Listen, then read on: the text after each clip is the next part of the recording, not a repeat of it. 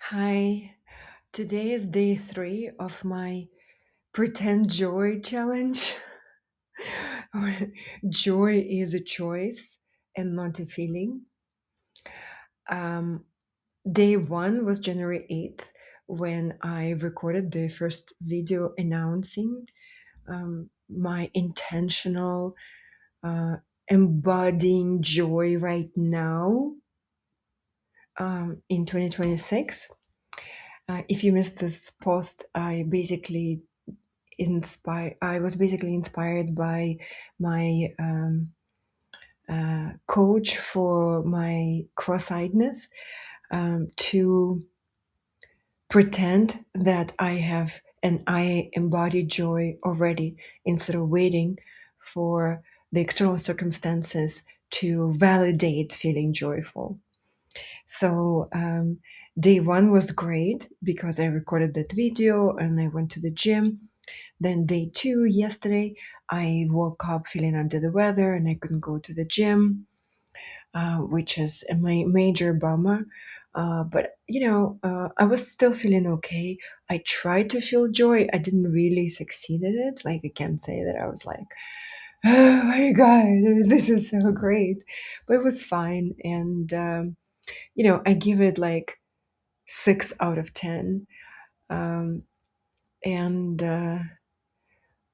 last night I had a bad nightmare, and in the nightmare I saw my ex-fiance, my late ex-fiance, and I saw us together when we were young, and we were the way we were talking and we were laughing, and I looked at it from outside as if in the dream, and it hit me just how wrong I was back then to think that it was not true love, and how wrong I was to break up with him.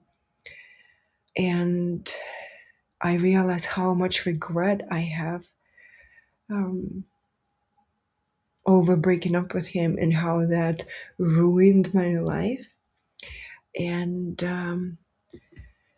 I oh my God, there is an air raid siren. I don't know if you guys can hear it, but it's like um, the third attack of the day, and the first one was really really bad.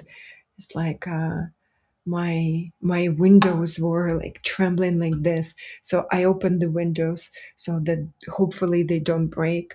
They didn't break, thankfully. Anyway, back to the nightmare. um, when I felt that regret, it was this crippling feeling. It's like my entire stomach was just contracting and hurting, and I felt horrible, as if I saw, like, I don't know, a horror. And when I woke up, my stomach was still physically hurting, and I I started. I set the intention for joy, and I tried to embody joy, but I couldn't because like I felt this just heavy burden on me, and just this regret, this massive regret. I messaged my hypnotherapist to see if she's available for an emergency session, and that's Holy Holmes Meredith. If you guys don't know this already, my icon. um, and she was teaching all day, so we couldn't have a session. But I found a replay of 2 recordings of Compassion Key by Edward Mannings, or rather his colleagues. And if you don't know what compassion, oh, okay.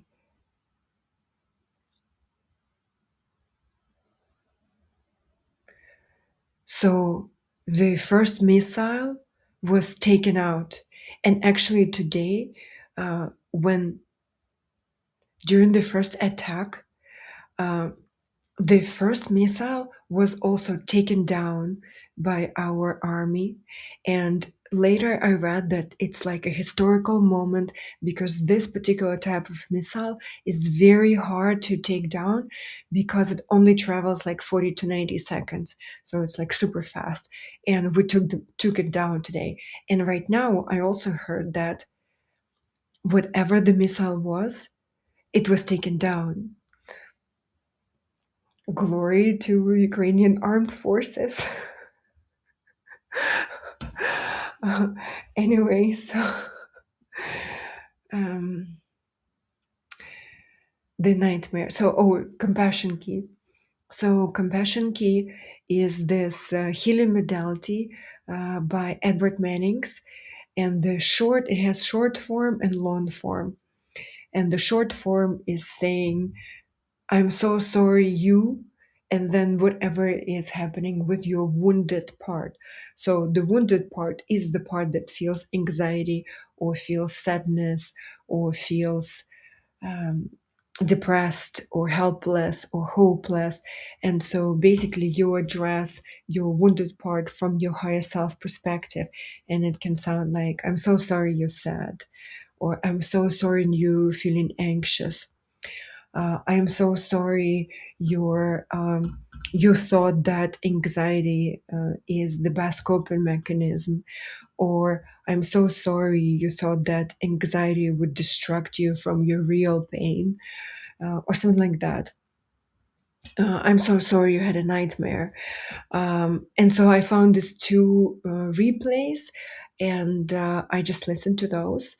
And like they were like 90 minutes each. And so that took like a better half of the day for me because I was stopping and I was, like multitasking and doing something else in the meantime.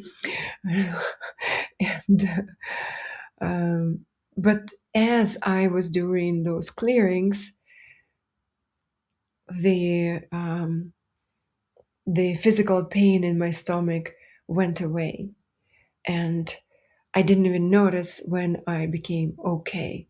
And then I opened Instagram, and there was this like footage of the protests of the revolution in Iran, and they said that the press is not covering it very well, and we cannot be silent. So I recorded a message of love and solidarity for the people of Iran, and shared that um, we Ukrainians understand what they're going through, and that we stand with them. And then, of course, I had to record a video in Ukrainian explaining to my Ukrainian friends what I just said in the English speaking video, because they send me these angry messages. I don't understand what you said. Like, can't you do the Ukrainian subtitles? But the truth is, I can't. I don't know how to add like subtitles from a different language. I'm not that advanced. Like thankfully, I learned how to record and post a video with the English subtitles. So that's let me celebrate and enjoy this breakthrough. So one step at a time. So I recorded two videos, and the English video, the message to Iran, um, was messed up because every time I talk about freedom, or I witness people reclaiming their freedom and exercising their freedom and standing in their truth, I just cry. I cannot help it. That's why I rarely participate in protests, because I just suck. I just cry the entire time. Like I cannot sing Ukrainian anthem without crying. And like I cry at the second line already. Like I can even never get to the chorus. um, I don't know why I have this reaction, but I've always had. And so then, like I cut out the piece where I was crying, but then, when I recorded the rest, like my eyes were red and like it was very obvious that I was crying. And I was like, okay,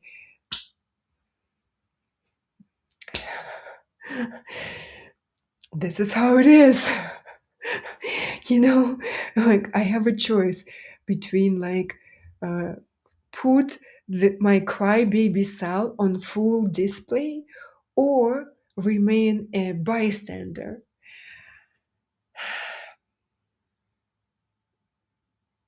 The post is live. Anyway, um, and I guess I didn't emphasize enough that my message is also not just for Iranian people inside Iran at the moment, but for all Iranian people outside of Iran, because I know how they feel too. When our revolution of dignity was happening, I was outside of Ukraine, I was in Turkey, and I flew to Ukraine the first chance I got, but I was working offline, and so I couldn't really abandon my job and go to Ukraine. And when the full scale invasion of Ukraine happened, I was also outside of Ukraine. I was in the States, and that just felt horrible. And especially back then, my hometown, Kharkiv, where I am right now, it was being invaded, and the Russian soldiers were in the city uh, right in the first hours of the full-scale invasion, because Kharkiv is like 30 miles from the next like Russian city across the border. We're like right on the border with Russia, and so it's like it's a quick hike for the army, and so it was just so scary. I was so scared and I was so full of anxiety. My stomach was all knots. And I felt like I was dissociating, like I just had this like lightness and kind of just like noise in my head. And like I couldn't really function. Um, and a friend of mine, Omar, took me to the Broadway musical, The Music Man with Hugh Jackman, and I loved. Let's be clear, I loved Hugh Jackman, and I couldn't enjoy it. It's just like I was just thinking, and like we drank some alcohol, so like it helped. It helped numb me, and so I was okay, and I was able to sit through the musical and enjoy it as much as I could. But my entire being was in Ukraine, and then I finally, and then again, I just got a job, and I couldn't go, and I went the first chance I got in the beginning of April, right before the Easter, Ukrainian Easter, and the when I stood um, on Ukrainian land right after we crossed over from Poland, and it was the west of the country, and it was a gas station. And I've only been to Western Ukraine like twice in my entire life until then. So it's really not my home and nothing that associate with my home. But that moment of being on Ukrainian land, that was the first moment when I was entirely free of anxiety, and I was just so happy and I was so full of joy.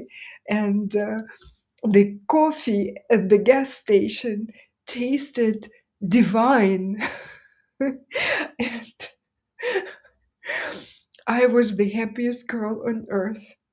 So I know that all my Iranian friends outside of Iran, uh, I know what they're feeling, and my heart goes out to them too. And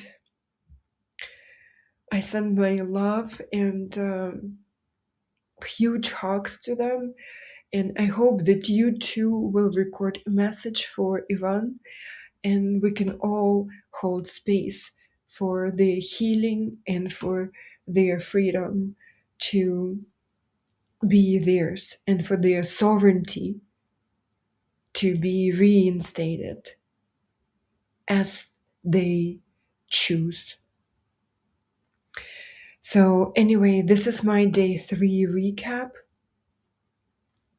You know, the irony is that I actually felt joy today, and I felt the joy while I was recording this video.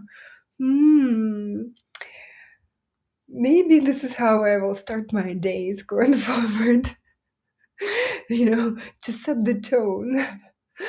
Anyway, um, I hope your challenge is going well, and I hope you share with me in the comments or share the links to your Substacks or vlogs so that we can support each other and we can um, live our best lives right now. All right. Mwah. Kisses and hugs. Thank you so much for watching. See you again soon. Bye bye.